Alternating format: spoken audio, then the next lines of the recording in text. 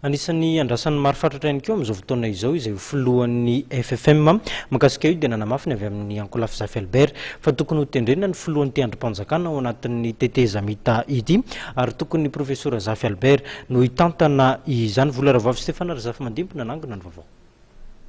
Efatra amby telopolo no isan'ireo antota taratasy voarainy teo anivon'ny FFM hatramin'ny omaly tamin'ny 10 ora arivo. Tsy anisany nametraka tota taratasy ny profesora Zafy Albert ka nambaran'ny mpiaradia aminy Victor Rong.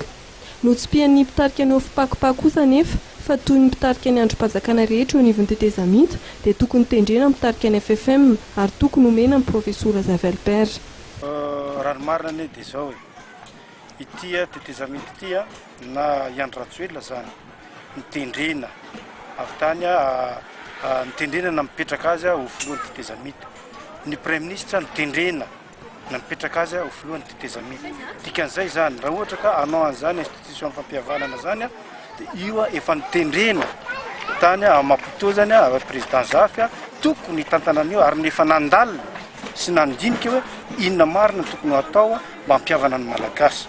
Fa io zay atao amin'izao fotoana izao io za mahafantatra tsara fa tsy hitondra zany teny hoe fampihavanana zany satria inona ny antony na iza ny victime tamin'ny taona 2010 sy tamin'ny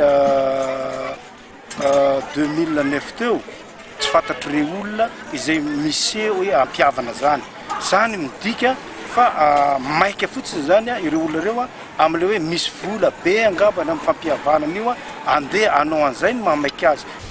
Arak'izany dia heverin'ny Andriamatoa Victor Rong avy amin'ny Ankolafy Zafy Albert fa ny profesora Zafy Albert ihany no afaka mitarika ny FFM. Ny FFM araka ny nambaran'ny filoha-Vonjimaika dia mbola miandry ny antota taratasy avy amin'ny faritra samihafa mandrapatonga ny 7 volana aprily avy izao ary ny 5 aprily farafahatarany no ahafantarana ny filoha hitarika ny FFM mandritra ny 3 taona.